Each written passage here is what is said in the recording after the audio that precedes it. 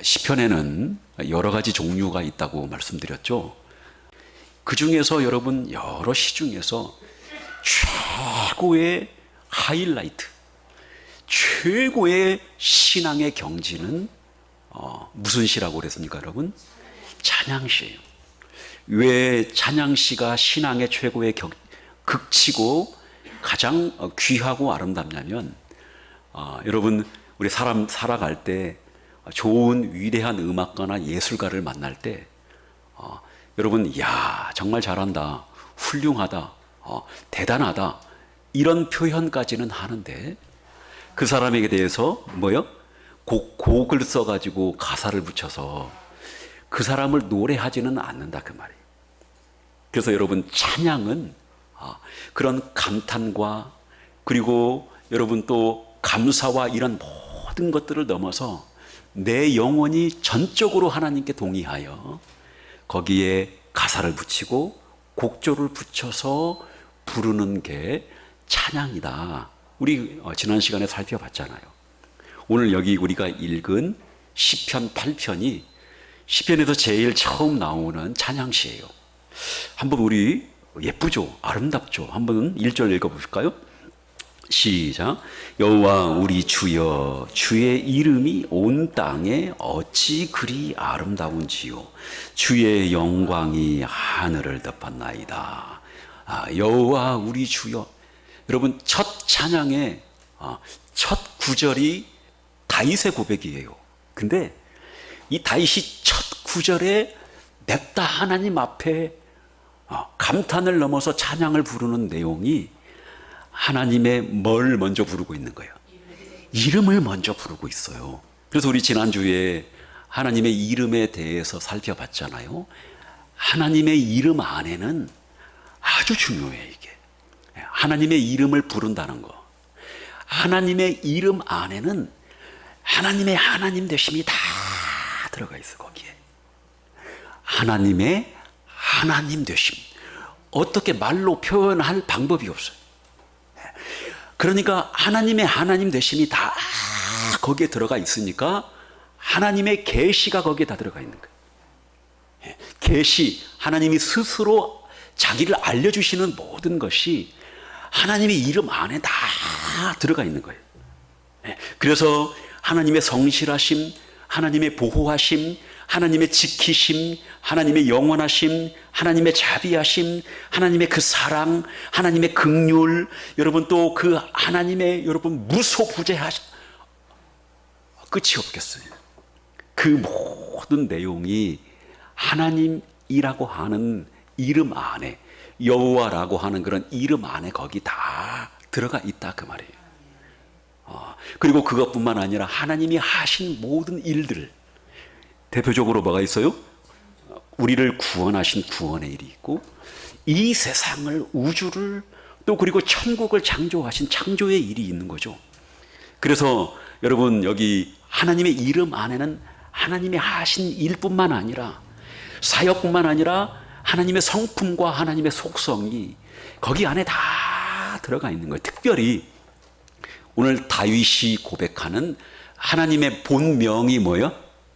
여호와예요, 여호와.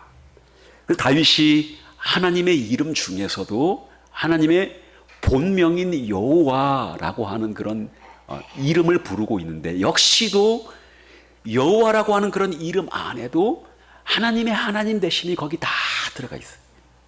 근데 특별히 이 여호와라고 하는 그런 이름 안에는 더 중요한 의미가 들어가 있어요. 무슨 의미가 들어가 있느냐? 언약을 기억하시고 반드시 그 언약을 지키시는 하나님, 그게 바로 여러분 여호와 안에 들어가 있는 거예요. 자, 그러면 여러분, 우리 하나님의 이름을 부르는 것이 도대체 뭘까요? 하나님의 이름을 많이 부르자. 우리 성도들은 여러분 하루에도 나는 20번 30번도 더 불러. 근데 그 하나님의 이름을 부른다는 의미가 뭘까? 이게 너무 중요하니까 여러분 꼭 의미를 알고 부르는 여러분들 되길 바랍니다. 하나님의 이름, 예수님의 이름 부르잖아요. 그 예수님의 이름을 부른다는 의미가 뭘까? 여기 방금 다윗이 부른 여기 이 동일한 그런 의미가 거기에 들어가 있는데 뭐냐? 여러분 따라 해볼래요? 하나님의 이름을 부른다는 거, 연합. 네, 하나님의 이름을 부른다는 것은 하나님과 우리가 지금 뭐가 됐다는 거예요? 연합됐다는 거예요. 이 연합이 어디에서 오느냐? 옛날에 다윗 시대에, 구약 시대에는 왕끼리 언약을 맺었어요. 큰 왕이 있고 그다음 무슨 왕이 있어? 작은 봉신 왕이 있는데 둘이 서로 왕과 왕끼리 언약을 맺는, 조약을 맺는 거죠. 그리고 거기다가 조약에다가 여러분 그 언약서에다가 글을 써요. 글을 쓰는데 조약의 내용이 뭐냐? 작은 왕이 언제든지 큰 왕의 뭘 부를 때, 아니 지금 이름 얘기하는데 그렇게 뭘 부를 때요? 다시 이름을 부를 때는 반드시 큰 왕이 와서 작은 왕을 뭐 해야 돼? 도와줘야 돼. 그게 여러분 언약과 연합에 거기 들어가 있는 거예요. 또 반대로 여러분 어떤 의미가 들어가 있냐면 큰 왕이 전쟁을 벌이거나 또 싸우고 여러 가지 큰 왕이 작은 왕을 부를 때 반드시 작은 왕은 가서 뭐 해야 돼요?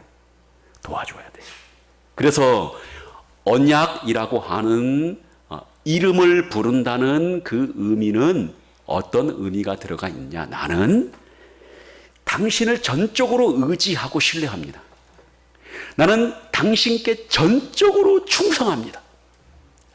나는 당신의 종입니다. 그래서 당신은 나를 돕는 분이시고 언제든지 나를 지키시는 방패요, 나를 지켜주시는 산성과 같은 분이 나의 왕입니다. 해서 여러분 나가서 싸울 때 함께 연합된 그런 상태에서 나가 싸우고 그렇게 하는 게 여기 이 구약 시대에 맺었던 언약의 내용이에요. 작은 왕이 큰 왕의 뭘 부른다고요? 이름을 부르는 거예요. 그러면 여러분 이렇게 당시 언약을 맺는 왕들도 그런데 세상의 왕 중에 왕이시고 그리고 참 왕이시고 그리고 온 우주를 다스리시는 온 우주의 창조주 보존주이신 그 왕이신 하나님이 우리하고 뭘 맺은 거예요?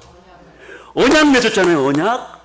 누구를 통해서 언약 맺은 거예요? 우리와 예수 그리스도를 통해서 우리와 언약 맺은 거니까 우리가 믿음으로 말이에요. 믿음으로 하나님께 하나님의 이름을 부르게 되면 하나님이 뭘 기억하시는 거예요?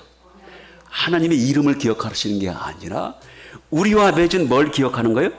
언약을 기억하시고 하나님 반드시 그 언약을 지키실 수밖에 없는 거죠. 그래서 그 언약을 기억하시고 우리와 함께 뭐 하는 거예요? 이렇게 연합되는 거예요. 연합.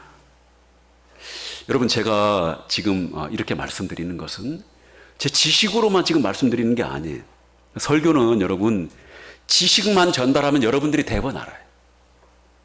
영적인 사역이니까 설교는 여러분 지식으로 말씀을 전하는 게 아니고 이 말씀을 가지고 목회자가 살아야 돼요. 끊임없이 분투하고 이 말씀이 맞는지 안 맞는지 먼저 내 삶에다 적용을 해보고 우리 성도들의 삶에 다 비춰봐야 돼요. 그래서 여러분 여기 와서 여기서 하나님 앞에 무릎을 꿇고 어려운 일이 있을 때, 기쁜 일이 있을 때, 여러 가지 일들이 있을 때 제가 방금 말씀드린 연합의 마음으로 언약을 기억하신 하나님의 마음으로 하나님의 이름을 부를 때 하나님께서 우리와 함께 하시는데 그 하나님의 이름, 예수 그리스도의 이름을 부를 때 강하게 하나님의 나라가 임재하는 거예요. 그러면 하나님의 나라가 통째로 임하는 거니까 거기 누가 함께 거기 오시는 거예요? 하나님께서 강하게 하나님의 이름을 부르면, 믿음으로 부르면 하나님이 강하게 역사하는 거고, 그 다음에 하나님의 이름을 부르면 언약을 기억하셔서 하나님이 임재하셨으니까 하나님 나라의 원수, 우리 성도들을 방해하는 더러운 귀신, 이런 것들은 여러분 하나님의 이름을 부르면, 믿음으로 하나님의 이름을 부르면 떠나가요, 안 떠나가요? 떠나가. 그래서 하나님의 이름이 있는 곳에는 권능이 있고 권위가 있고 거룩함이 있는 거예요. 그래서 여러분 그 하나님의 이름을 부르면 하나님이 언약을 기억하시고, 여러분 그 하나님의 이름 부른다고 하늘에서 돈 안 떨어져요. 예? 그거 하나님의 이름 부른다고 당장 내 부동산이 넓혀지는 게 아니야. 하나님은 그런 하나님이 아니라, 하나님의 이름을 부를 때 하나님의 나라 안에서 하나님의 방식대로 우리의 삶을 인도하시고, 하나님의 방식대로 더럽고 추악한 원수, 마귀, 귀신들을 물리쳐 주시죠. 하나님 방식대로 우리의 삶을 풀어주세요. 그게 누구의 이름을 부를 때? 하나님의 이름을 부를 때 그렇다, 그 말이에요. 그런 이름들을 부르는 여러분들 되기를 바랍니다. 근데 너무 새롭게 들으셔서, 우리 성도들은 매번 반복을 해도 새롭게 들어서 좋아요. 괜찮아요, 여러분. 한 귀로 듣고 한 귀로 괜찮아요. 한 귀로 듣고 한 귀로 흘려도 흔적은 남을 거 아니에요. 물이 흐르면 여러분 뭐가 남아? 흔적은 남죠. 흔적은 남아. 물때는 남으니까 그 물때가 쌓이다 보면 언젠가는 지식이 되겠지. 그게 믿음이 되리라 믿습니다. 여러분, 우리 그게 다윗이 부른 하나님의 이름이에요. 최고의 찬양이에요. 성령의 감동이 없이는 부를 수 없는 그런 찬양이에요. 그러면 오늘은 이제 어떤 하나님의 일들을 찬양하고 있는지 우리 한번 살펴보겠습니다. 오늘은 2절까지 보겠습니다. 자, 우리 1절 다시 한번 읽겠습니다. 1절. 주의 영광이 하늘을 덮었나이다. 다윗이 하나님의 이름을 부르고 첫 번째 하나님의 이름 다음에 찬양하는 그런 내용이, 하나님, 세상에 내가요, 하나님, 내 인생을 살아보니까 내가 수도 없이 광야도 많이 떠돌았고 대적들을 피해서 3,000명의 자객들을 피해서도 하나님 많이 도망 다녀봤고 수도 없이 하나님의 많은 능력들을 체험해 봤는데, 하나님, 제가 제일 먼저 하나님께 말씀드릴 것은 세상에 하나님, 저 위에 하늘에 펼쳐져 있는 저 위에 하늘에 뭐가 가득하대요? 주의 영광이 가득합니다. 어디에? 하늘인데, 이 하늘은 다윗이 바라보는 그 하늘만이 아니라 어디까지일까? 믿음의 눈으로 바라보는 어디까지? 하나님이 만드신 우주 하늘 말고, 수천억 개의 별들 말고, 거기 너머에 뭐가 있어요? 거기에 하나님의 뭐가 있어? 하나님의 뭐? 보좌가 있고, 거기가 나중에 누가 갈 때요? 거기가 우리가 거기 갈 때요. 거기까지, 하늘까지 하나님의 뭐가 가득한 거예요? 영광이 하나님 가득합니다. 근데 그 하늘에 하나님의 영광이 가득하다는 얘기는 뭐냐? 오늘은 특별히 하나님의 손길이 미치지 않은 곳이 하나도 없어요. 별 하나, 달에, 여러분, 달 모든 그런 구석에 그 펼쳐져 있는 모든, 여러분, 은하수 있잖아요. 은하수가 쫙 하늘에 길을 냈잖아요. 우유빛으로 길을 쫙 하늘에 길을 냈는데, 그 드넓은, 여러분, 하늘에 거기에 하나님의 손길이 안 미친 곳이 하나도 없습니다. 인생을 살아보니까. 두 번째, 그것보다 여기서 더 다윗이 하고 싶은 얘기는 온 우주 만물을 통치하시고 창조하신 그런 하나님이 그 얘기예요. 근데 여러분, 다윗이 그렇게 하나님의 그 통치와 하나님의 영광이, 위엄이 가득한 것을, 그렇게 다윗이 하나님을 찬양을 하고 난 다음에 더 기가 막힌 찬양을 해요. 더 놀라운 하나님의 일을 찬양을 해요. 우리 한번 2절을 보겠습니다. 2절 시작. 주의 대적으로 말미암아 어린 아이들과 젖먹이들의 입으로 권능을 세우심이요 이는 원수들과 보복자들을 잠잠하게 하려 하심이니이다. 지금 다윗이 땅에서 벌어지는, 아까는 여러분 하늘에서 벌어졌던 그런 하나님의 영광을 찬양을 했다면, 이번에는 땅에서 일어난 아주 오묘한, 아주 놀라운, 인간의 상식으로는 이해하기 어려운 아주 놀라운 하나님의 일을 찬양을 해요. 그게 여기 두 부류의 사람들이 나와요. 첫 번째 다시 한번 읽어봅시다. 시작. 주의 대적 됐습니다. 주의 뭐가 나와? 대적들이 나와요. 그 다음 읽어봅시다. 시작. 말미암아 어린 아이들과 젖먹이들의 입으로 권능을 세우시며 이는 또 누구요? 원수들과 보복자들을 잠잠하게 하려 하십니다. 첫 번째 여기 나오는 인물이 하나님의 대적들, 하나님의 원수들, 하나님의 뭐요? 보복자들. 이게 여러분 이 첫 번째 나오는 다윗이 고백한 시 안에 나오는 사람들이에요. 자, 이 사람들은 누굴까요?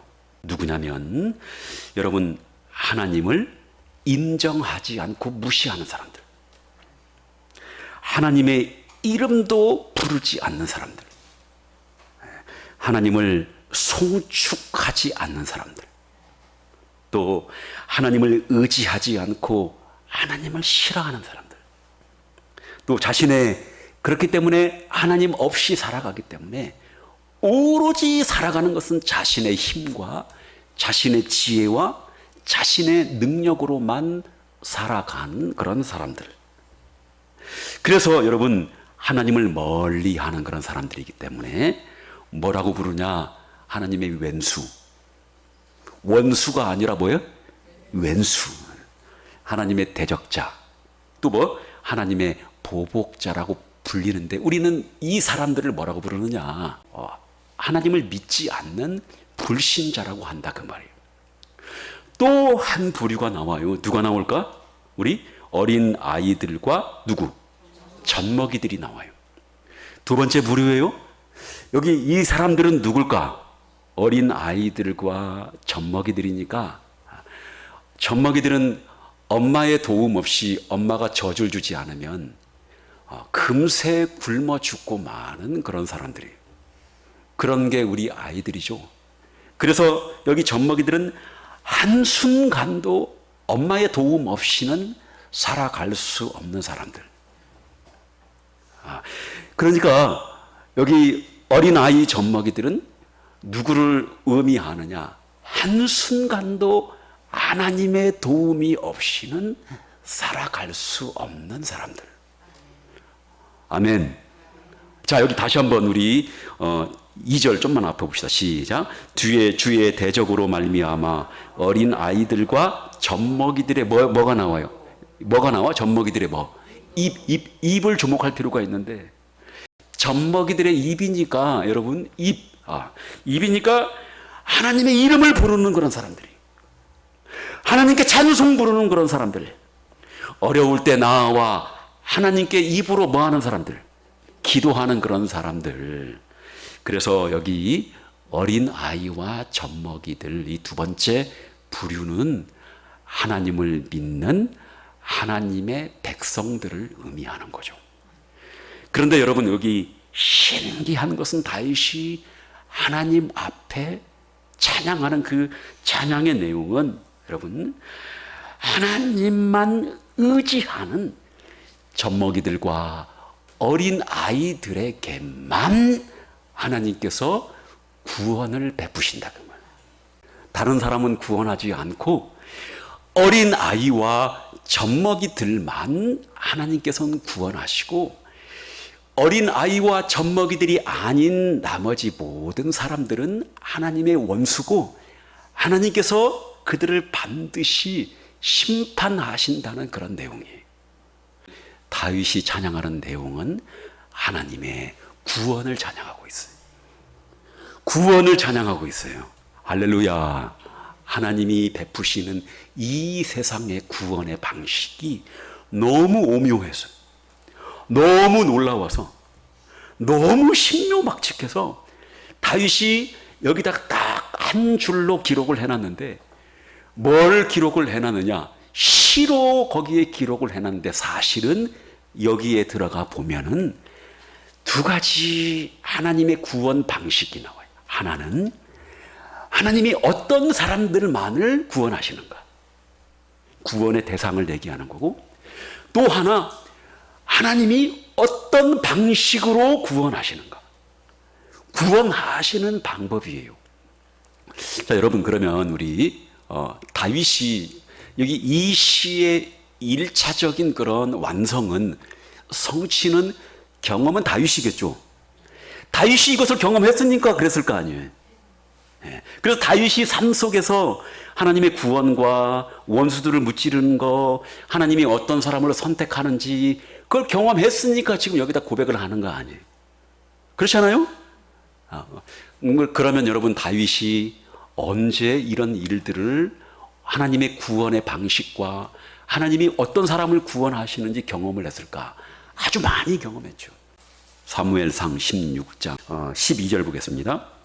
시작. 이에 사람을 보내어 그를 데려오매 그의 빛이 붉고 눈이 빼어나고 얼굴이 아름답더라. 여호와께서 이르시되 이가 크니 일어나 기름 부으라 하시는지라. 여러분, 하나님은 사람을 택할 때, 구원을 할 때도 마찬가지고, 하나님께서 사역을 하시고 우리 그리스도인들을 통해서 하나님께서 일을 하실 때에도 하나님이 하시는 방식은 항상 동일해요.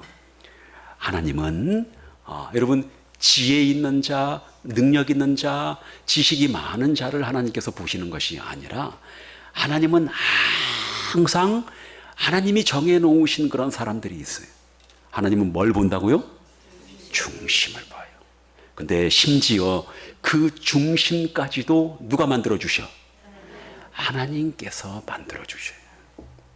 그래서 여러분, 하나님이 선택하는, 하나님이 구원하시는 구원의 대상은, 다윗이 수도 없이 인생 속에서 경험한 구원의 대상은, 하나님은 젖먹이들과 어린 아이들 같이 하나님을 전심으로 의지하는 그런 사람만 하나님이 구원해 주세요. 자, 이번에 여러분 또 하나님의 구원 방식을 또 하나 보겠습니다. 17장 갑시다. 4절부터 시작. 블레셋 사람들의 진영에서 싸움을 도두는 자가 왔는데 그의 이름이 누구래요? 골리앗이요 가드 사람이라. 그의 키는 6규빗 한 뼘이요. 6규빗 한 뼘이면은 한 규빗이 41cm예요. 250cm 키가 2m 50 사람 봤어요? 그런 사람? 제 키가, 내가 비밀이라 말씀 못 드려요. 근데 어떤 목사님이 물어보길래 뭐 그런 걸 물어봐요. 190 됐으면 좋겠어요. 근데 그게 골리앗의 키가 2m 50이에요. 자, 우리 5절 봅시다. 시작. 머리에는 노툭을 썼고 몸에는 비늘 갑옷을 입었으며 그 갑옷의 무게가 놋 5,000세켈이에요. 여러분, 여기 한 세겔이 7.2g이거든요. 그럼 5,000세겔이면은 제가 여러분 한참 때는 40kg짜리 쌀 2개를 줬어요. 안 믿네. 내가 군대에 있을 때 여러분 다 그 창고로 내가 그거 다 날랐거든요. 그것도 4층까지 올려가지고 다 쌀을. 근데 지금은 시멘트 한 푸대가 몇 킬로입니까? 40kg. 그걸 못 들어. 그걸 못 들어. 근데 이 골리앗은 갑옷 무게만 몇 킬로요? 6절 시작.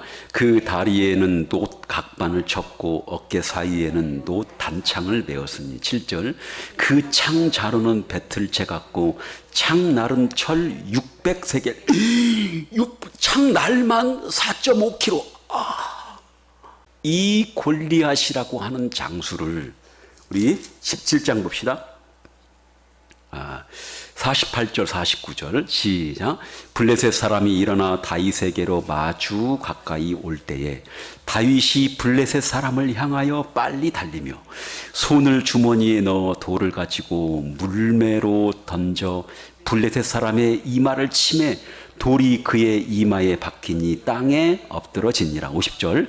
다윗이 이같이 물매와 돌로 블레셋 사람을 이기고 그를 쳐 죽였으나 자기 손에는 칼이 없었더라. 여러분, 다윗이 경험한 여기 이 구원은 뭐냐? 다윗이 목동 생활을 하면서 그 물맷돌 잘 돌리는 연습을 잘 해가지고 골리앗을 죽였다, 그 얘기를 하는 게 아니에요. 구원은 누구의 손에 달린 거예요? 누구의 이름을 부를 때, 하나님의 이름을 부를 때, 하나님은 이렇게 연약한, 아무 갑옷도 없고 창도 없고 칼도 없는, 그래서 오로지 여호와의 이름을 가지고 나가는, 그래서 물맷돌 5개 가지고 나가는 다윗의 손에 하나님의 능력이 임해서 하나님이 원수를 심판하신다. 지금 그 얘기하는 거지. 다윗이 살아가면서 일생을 잘, 싸움을 잘 준비했다, 그 얘기가, 그런 얘기가 아니라 그 말이에요. 여러분, 하나님의 구원 방식은, 하나님이 구원을 선택하시는 선택의 대상도 젖먹이들과 어린 아이만 하나님께서 선택하시고 구원해 주시고, 그리고 하나님이 구원하시는 구원 방식도 이 세상 것이 아니고 하나님의, 여러분, 놀라운 능력의 방식으로 연약하고 부족하지만 그것들을 통해서 우리 하나님께서는 구원을 이루시고 심판을 해 가시는 그런 하나님이세요. 이게 다윗 시대만 그런 것이 아니라 아브라함도 옛날에 누구였어요? 우상장사였어요. 근데 그에게 하나님께서 뭘 심어주셔서 마음에다가 믿음을 주시고 하나님의 부름에 뭐 하게 하셨어요? 응답하게 하시고, 그 우상을 버리고 누구만 의지한 거예요?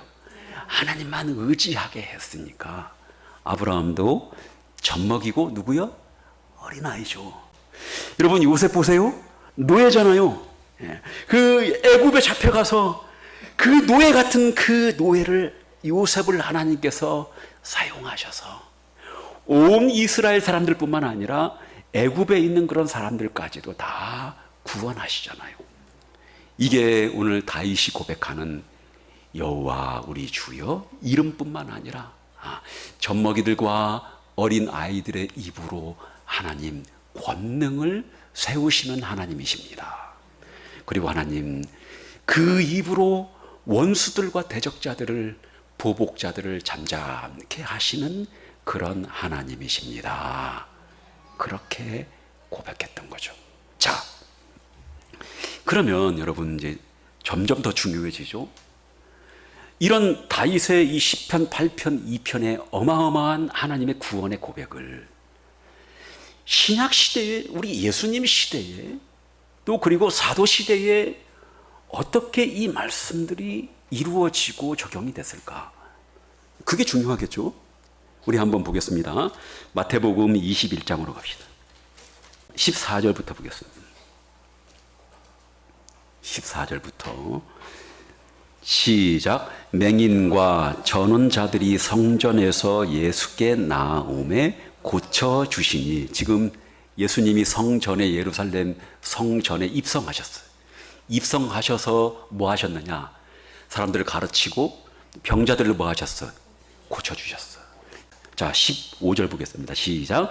대제사장들과 서기관들이 예수께서 하시는 이상한 일과 또 성전에서 소리 질러 호산나 다윗의 자손이여 하는 어린이들을 보고 노하여. 여기 대제사장들과 서기관들이 예수님이 하는 그런 일들도 성전 안에서 호산나 호산나 호시아나 호시아나 다윗 자손이여 외치는 이 얘기를 듣고 열이 받은 거예요. 화가 나서 예수님한테 찾아와서 지금 얘기를 한 거죠. 하라 하지 말라, 그렇게 하지 말라. 그리고 저 소리 좀 안 들리게 해라. 노해가지고 지금 최고의 이스라엘의 지도자들이 와서 예수님을 겁박하는 거죠. 그랬더니 예수님이 하시는 말씀이 그 다음에 나와요. 우리 16절입니다. 시작. 예수께 말하되 그들이 하는 말을 듣느냐? 예수께서 이르시되 그렇다. 어린 아기와 젖먹이들의 입에서 나오는 찬미를 온전하게 하셨나이다 함을 너희가 읽어본 일이 없느냐 하시고, 아주 중요한 얘기를 하세요. 대제사장 지도자들이 너 이 소리 들려 안 들려? 듣느냐 안 듣느냐? 들리지? 그랬더니 그렇다. 근데 이 소리가 지금 무슨 소리인 줄 아냐? 이 소리가 지금, 이 들리는 소리가 무슨 소리가 들려요?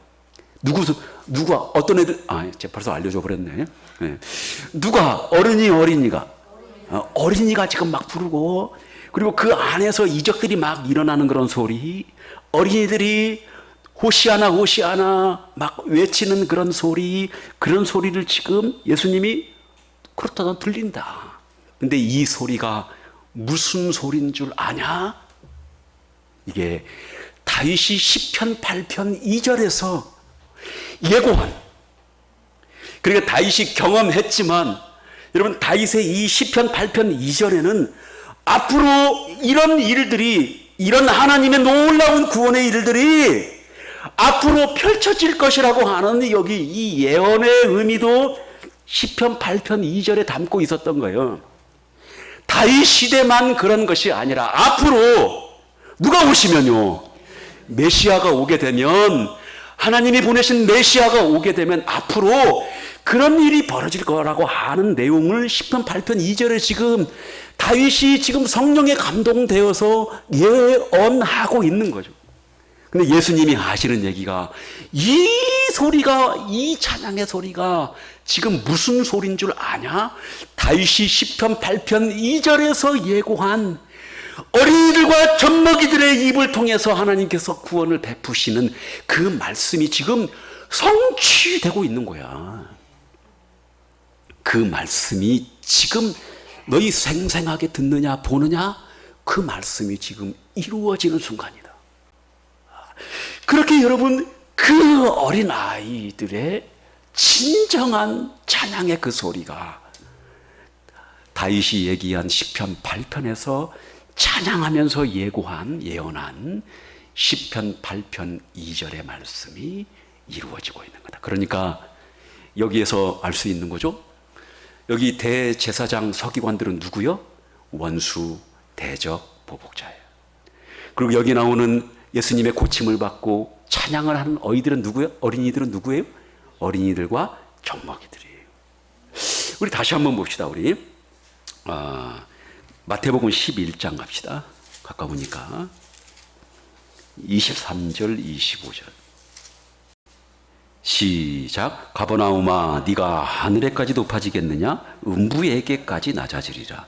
내게 행한 모든 권능을 소돔에서 행하였더라면 그 성이 오늘까지 있었으리라.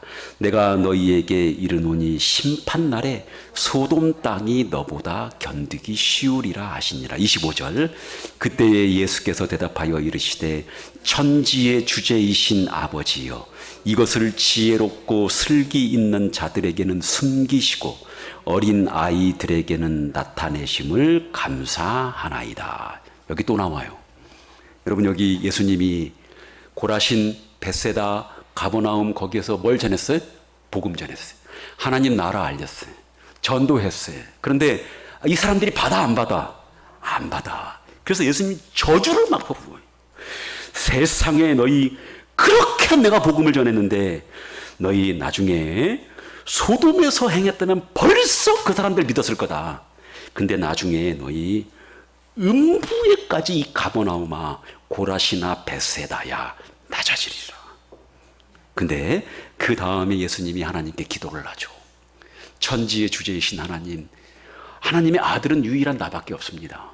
근데 하나님, 이것을 지혜롭고 슬기 있는 자들에게는 뭐 했다는 거예요? 하나님이 숨겨버렸어요. 어떤 사람들이에요?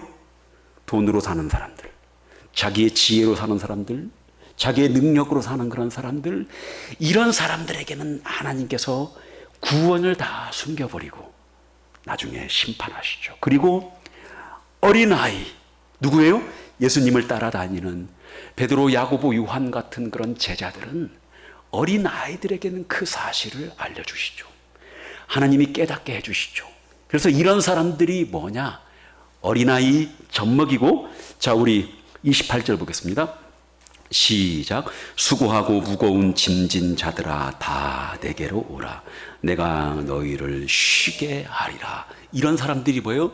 수고한 자들이고 짐진 자들이고 무거운 짐진 자들이고, 그래서 이런 사람들이 어린 아이와 젖먹이들이고, 이런 사람들을 우리 예수님께서 구해 주신다는 구원의 대상을 지금 예수님께서 시편 8편의 2절의 말씀을 지금 이루시는 내용을 우리가 살펴본 거예요. 아니, 지금 구원의 대상만 얘기했잖아요. 구원의 방식을 알려줘야 될 거 아니에요. 이제 어떤 방식으로 하나님께서 구원을 이루어 가는지 우리 사도 바울이 구원의 방식을 정확히 알려줬어요. 고린도전서 1장 갑시다. 우리 18절입니다. 아주 중요한 얘기예요. 시작. 십자가의 도가 멸망하는 자들에게는 미련한 것이요 구원을 받는 우리에게는 하나님의 능력이라. 잘 알죠? 이 구절은 너무 유명한 구절이어서 십자가의 도가, 그러니까 십자가의 방식이, 도는 길도 자니까 멸망하는 자들에게는 뭐라고요? 미련한 거예요. 그리고 구원을 얻은 우리에게는 하나님의 뭐라고요? 능력이에요. 자, 이것만 풀어주고 여러분 마칠게요. 십자가의 도가, 십자가의 방식이, 하나님의 구원 방식이 멸망하는 그런 사람들에게는, 아까 이 사람들이 누굴까? 원수, 대적, 보복자들이에요. 이 사람들에게는 미련한 거예요. 뭐가 미련할까? 이 당시에 고린도 얘기예요. 고린도에는 항구 도시야. 항구 도시니까 뭐가 많을까? 네, 물고기 잡고 무역을 많이 하니까 돈이 아주 많아요. 시장이 서죠. 거기에 돈이 많으니까 음란한 일들을 많이 해요. 그리고 음란한 일들, 거기에 돈들이 많으니까, 항구 도시니까 이런 사창가도 많이 발달을 해 있고, 근데 음란한 도시니까 여신을 섬겨요. 아프로디테라고 하는, 비너스라고 하는 그런 여신을 섬겨요. 근데 거기에 그거 우상을 섬길 뿐만 아니라 돈이 아주 많은데 거기에 철학자들이 아주 많아요. 특히 이 헬라 철학자 소크라테스, 플라톤, 아리스토텔레스라고 하는 그런 헬라 철학, 그리스 철학이 여기에 가득 쩔어 있는 곳이 여기 이 고린도라고 하는 도시인데, 여기에 사도 바울이 가서 복음을 전했는데, 십자가의 도를 전했는데 세상에 이 대부분의 사람들이 안 받아요, 그거를. 왜요? 그 사람들이 생각하는 구원은 뭐가 많아야 돼요? 돈이 많아야 되고, 그 다음에 여기 지식이 아주 많아야 되는 거예요. 그게 사람을 진짜, 그리고 진짜 눈에 보이는 우상이 눈에 딱 어떻게 생겼는지, 눈을 부릅뜨고 있든지 아름답든지, 여러분, 아니면 막 풍요롭게 에베소 신의 막 물고기 신, 아데미 신처럼 막 가슴이 커서 막 무슨 막 풍요로운 젖들을 주든지, 이런 방식으로 해야 진짜 구원이 구원 같은데, 그렇잖아요. 아주 지식이 너무 풍부해서 너무 많이 아는 그런 지식으로, 그 지식으로 인간을 구원하든지, 아니면 돈과 권세로 이 세상을 그게 이 당시 사람들의 풍조였죠. 근데 사도 바울이라고 하는 그런 보잘것없는 사람이 와서 십자가의 도구를 전하는데 그깟 나무떼기 하나에 사람이 죽었어요. 사람 하나 나무에 박혀 죽은 게 그게 뭐 우리를 구원하고 그게 무슨 이 세상의 구원에 그게 무슨 도움이 될까? 그 얘기예요 지금. 그래서 그들이 생각할 때 십자가의 도는 나무떼기 하나에 사람 하나 죽은 거예요. 그것도 뺏상 말던 사람이 하나 죽은 거예요. 그게. 근데 그게 무슨 우리에게 구원이 되고 우리에게 도움이 되냐. 그래서 그들에게는 아주 미련한 거예요. 근데 구원을 받는 우리에게는 하나님의 뭐요? 능력이에요. 아주 뺏싹 마른 사람. 키는 180에 채 55kg도 안 나갈 정도로 바싹 말라버린 그 사람을 하나님께서 십자가의 나무에 못을 박은 이유는 이 세상을 구원하려면 반드시 죄를 처리해야 돼요. 할렐루야. 반드시 그것도 하나님께서만 죄를 다루실 수 있는 분은 하나님께 죄를 지은 거니까 하나님만 죄를 처리할 수 있는 거예요.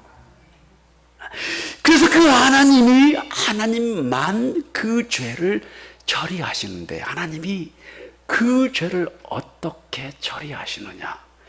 사람이 죄를 지었으니까 누가 죽어야 돼요? 사람이 죽어야 되는 거예요. 사람이 죄를 졌으니까 사람이 죽는 것 말고는 하나님의 형벌 말고는 죄를 용서받을 수 있는 방법이 없다 그 말이에요. 그래서 하나님께서 사람을 거기에다 못을 박았는데 그 못을 박는 사람이 죽어도 무죄한 사람이 죽어야만 이 세상에 있는 모든 사람들의 죄가 대신 용서받을 수 있다 그 말이에요. 그래서 여러분 이 세상 사람들이 보기에 완전히 미련하고 젖먹이고 어린아이 같은 방식이. 그런데 우리 하나님께서는 그 어린아이 같은 십자가의 방식으로 젖먹이들 같은 십자가의 방식으로 하나님께서는 구원을 베푸셔서 우리에게 능력으로 함께 하시고 그리고 하나님이 원수들을 그 사실을 믿지 않는 사람들을 심판하셨다 그 말이에요. 자, 우리 한번 더 읽어봅시다. 밑에 21절입니다. 시작. 하나님의 지혜에 있어서는 이 세상이 자기 지혜로 하나님을 알지 못하므로 하나님께서 전도에 미련한 것으로 믿는 자들을 구원하시기를 기뻐하셨도다. 전도에 뭐요? 미련한 거예요. 하나님이 또 이 사실을 제일 젖먹이 같이 어린 아이처럼 그런 방식으로 전하는 게 전도예요. 가서 예수님의 그 사실을 믿으십시오. 이게 아니에요. 전도는 이게 아니에요. 나 예수 믿었더니 돈 많이 벌었어요.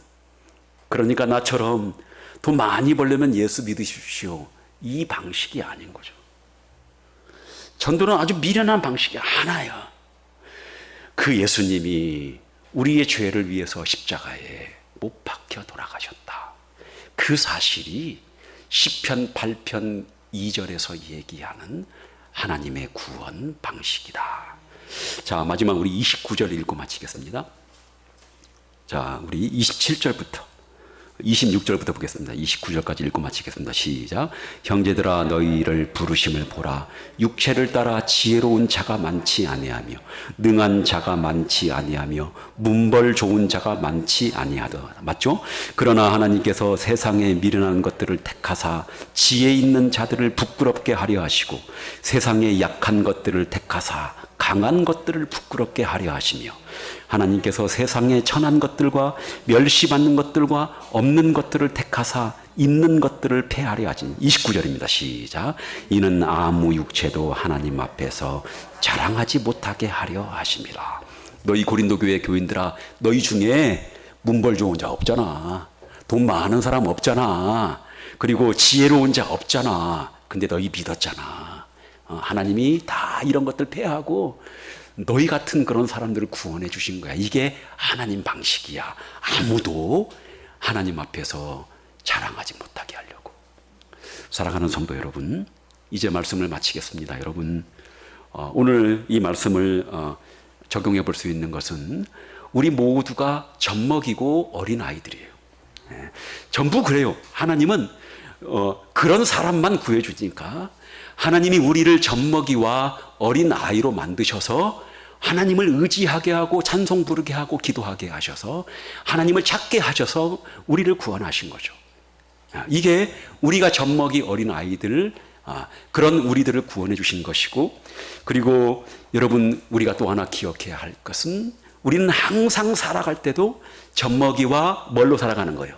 어린 아이로 살아가야 하고, 우리 옛날에 그 하나님께 받았던 그 구원의 순간들, 회심의 그 순간들, 젖먹이와 어린 아이 같았던 그 시절, 그 하나님의 첫사랑 잊어버리지 말고, 여러분, 언제든지 하나님은 이런 어린아이와 젖먹이 같은 사람들을 받아주시고 기도를 들어주시는 하나님이시니까 여러분, 일평생 하나님의 그 구원의 방식과 심판의 방식에 감사하고 살아가는 여러분들 되기를 주님의 이름으로 축원합니다.